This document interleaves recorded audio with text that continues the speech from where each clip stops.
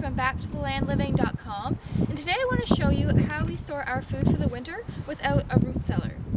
So why don't we go on in and check it out.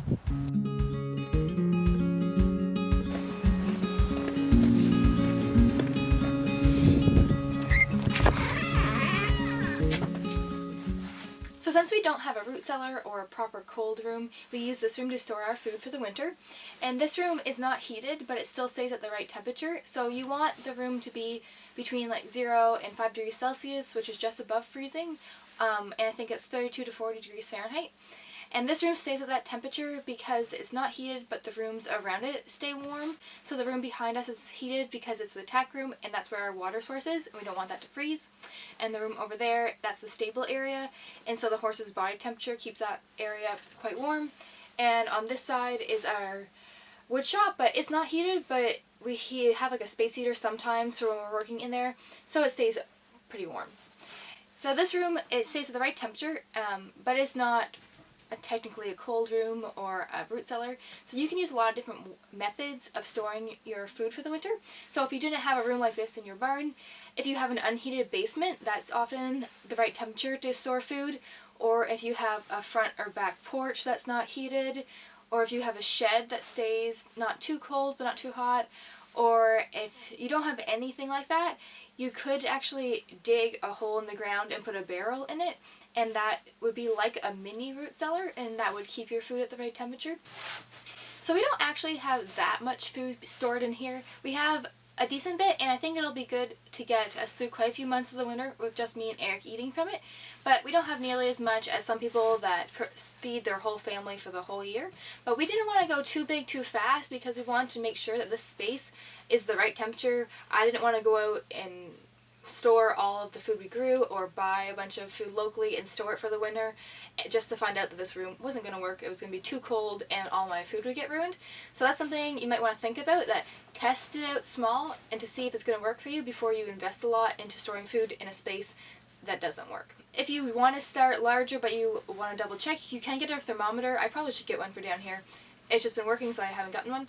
But you can get a digital thermometer and put it in this space and make sure it's at that right temperature. And you can measure the humidity as well. Ideally, you want a root cellar or a place you're storing your food for the winter to be decently humid. Not for the cans, you actually don't want those to be that humid, but this is like a mid-level room. But for your root vegetables, you want them to stay at a higher humidity because it helps them to stay crisp. So that's something you can consider when you're finding your space. So now I'm just going to go over what we have storing here and how we have it stored, and so you can apply it to if you want to try storing some food for the winter. So right here we have our potatoes, and we have back in this corner I have some 5-gallon bins with carrots and beets. And so just to mention, we didn't actually grow all this food. Our garden this year wasn't that large, so we did all of our fresh eating for the summer from it, and our beets are from the garden, but we didn't grow enough potatoes to eat them all winter long. So I went to the local farmer's market and I bought 50 pounds of potatoes, and then I also bought 30 pounds of carrots. I didn't buy any beets except for these ones up here that I'm going to be making into pickles, but those are our beets we grew. And then back in here I have our squashes. I think I bought 30 pounds of squash, and then a few pumpkins. So for our root vegetables, they're all stored in these bins like this. They're stored in sand. So my husband, Eric, he drilled the holes in the top of it just to allow some airflow. And then inside it is sand with the vegetables, the root vegetables packed in the sand. So I did a layer of sand, then a layer, in this case, potatoes, and kept some space around them so they weren't touching. And then another layer of sand, and so on. And the sand should be moist, and the reason you want it to be moist is to help keep the vegetables from drying out and going like wrinkly and stuff, so you want to keep it moist. So they've actually stayed pretty moist in here, but I'm going to be spritzing them with water as they dry out. So when I want potatoes, I come down here and I dig in the sand till I get a potato, and I take it out. So when we put these potatoes in, I wasn't sure if the place I bought them from had cured them or not. So curing is just taking the vegetables that you grew or you bought. I guess you could ask if they did it, but I didn't ask. I didn't think they were. So you lay them out in a space that's dark and just on a table. We put it in the shop. We laid them out on the table. And you let the skin get a little harder. So you do that for about a week or two. And so you cure them, and then you pack them in your sand. And then put the top on, and brought it into the cold room. And for the 5-gallon buckets, these ones were a little bit easier, but same thing, drilled the holes, packed them in. I have found that my beets and my carrots have sprouted, so as you can see, this beet, it's starting to grow its roots, so I'm going to be eating this one really soon. I found it's just the top beets that are happening too. I think I didn't put a thick enough layer of sand on top, so I think you want a decent layer of sand on the very top level. So we had a warm few days after I had put these carrots and beets in the buckets. It had cooled down for us, but then for like a week it got pretty warm, and I think it was too warm in this room, and it caused these guys to sprout.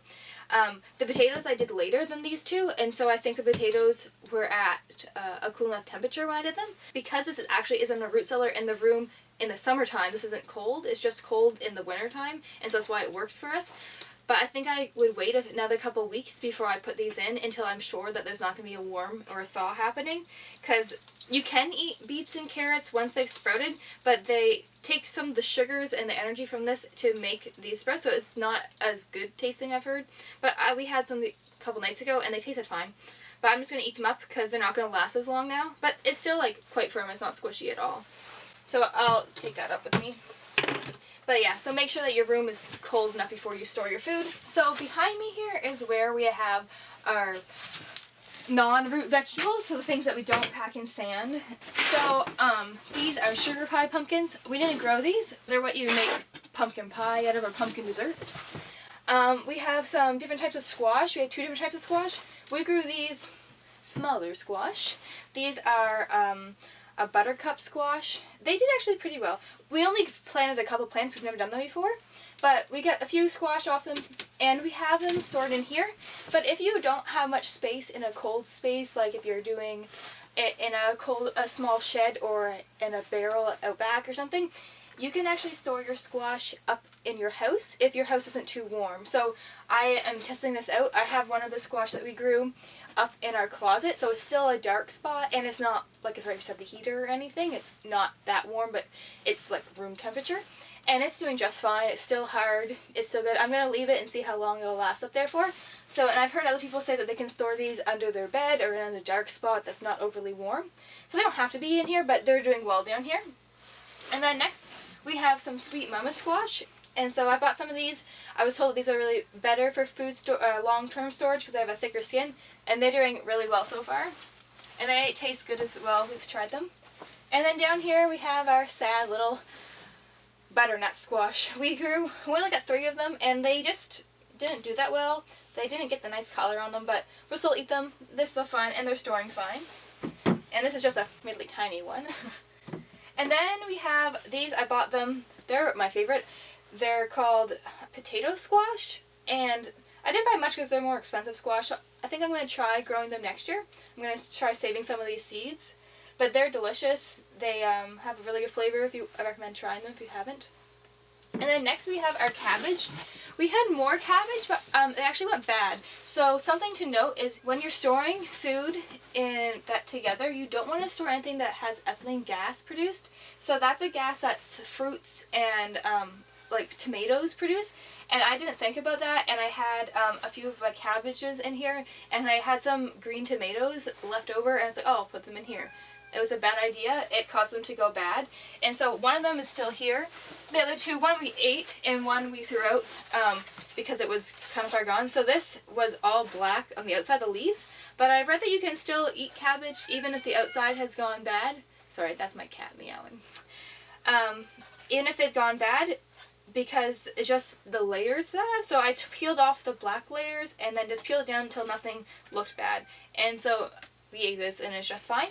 But next time, I'm definitely not going to store my tomatoes with my cabbage or anything else. So that's something to think of. You don't want to store apples either. You want to store them in a different separate area than with the rest of your food because it will make them go bad faster. And then here we have just one left. We've been eating them. I love them. These purple cabbage. We didn't grow these either, but I'm going to try them next year. The leaves of the cabbage will go kind of crispy and hard on the outside, but that's good. It helps preserve them. When I've cut into these, they've been just like fresh on the inside. They're really good. And they make really pretty stir fries. And then down here we have some more Sweet Mama squash. So that is how we store our squash. It's going pretty well so far. The only thing was with the tomatoes, but that was caught early. So you always want to keep an eye on your food, keep checking it, because when something looks like it's starting to go bad, then if you use it up, it won't cause everything else to go bad. And it also won't go gross on your shelf. So you want to keep an eye on things. But this system is working pretty well for us. And then I'm going to show you other stuff we have. So over here we have our canned goods. We have some, this is strawberry jam that I made, just a bit of it. I didn't make that much because I didn't have time to pick that many strawberries. This is relish, garden relish. I love garden relish. It's one of my favorite preserves to make. I actually did a post on how you can make this yourself, so I'll link that if you want to check that out. And then over here I have my very last bottle of beet pickles, but I have a few beets. Went and bought those extra just because I wanted some more beet pickles, and I wanted to try storing beets for we didn't have that many this year, so I wanted to try them out and see how well they stored. And so I bought a few, and I really need to make them because they're starting to sprout and they're starting to go a little soft, so they need to become pickles probably soon.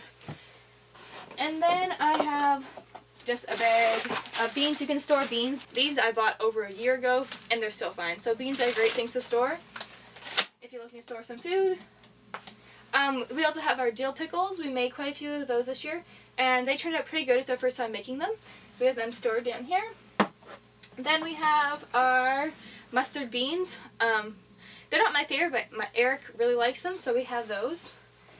And then on the bottom shelf, we have the best stuff. We have our maple syrup. So we make maple syrup. I also have a video on how we make maple syrup if you want to check that out. But we make our own maple syrup and I love it. We eat it very slowly because we want to try to make it last for the year. It's delicious. I could just drink it out of the bottle, but I don't because I want there to be enough until next spring when we make it again. So we're hoping that maybe this year Eric actually bought a better pan for boiling, so we're hoping to make more this year than we did last year. We have 2 boxes of that down here. And then we have up here one more squash. It's just, it has a little bit of something growing on it on the stem, and so I just took it away so the other ones wouldn't be impacted, and we'll eat this one sooner. Under here, I just was running out of space, so I have our salsa in here. It's pretty good. I didn't really like the recipe we used. We just found it online. We're going to try a different one next year, but it's a good tomato base we've been doing. And then lastly, we have the shelf up here, and we have our mustard pickles. I love mustard pickles. They're one of my favorites. And so we're eating up quite a bit of that. And then up here I have some onions. So we grew some of our own onions this year and we had them hanging and we ate them all already. We didn't grow that many. And so I bought a 15-pound bag of onions and we'll be using those. They probably won't last us the winter, but they'll last us a few months. And so that is all of the food we have stored in this way. Works out good for us for storing things in this room, even though it's not a true root cellar. So I hope that this shows you that you can store your food in the winter, even if you don't have a cold room or root cellar, that there's definitely a way you can find to store it if you have some space and some time that you want to put into storing your food. It definitely pays off in the long run, because now that we put the effort into storing it, it's a lot simpler because you don't have to go to the grocery store and buy this stuff. It's just right here. Also, it can be a lot cheaper. So I probably spent about $100 on all of these vegetables. A little bit we grew ourselves, but most of it I bought over here. And that's a lot cheaper than if I bought this stuff in January at the store. It's also local, so I know where it was grown. I'm supporting a local farmer, and which is really great, and it's better for the environment because it's not transported a long distance to get to us. So there's lots of reasons to try out storing your food for the winter. I hope this helps you in a little bit, in a way, and let us know how it goes with you in your cold storage for your food. Thanks so much for watching, and I'll see you on the next one.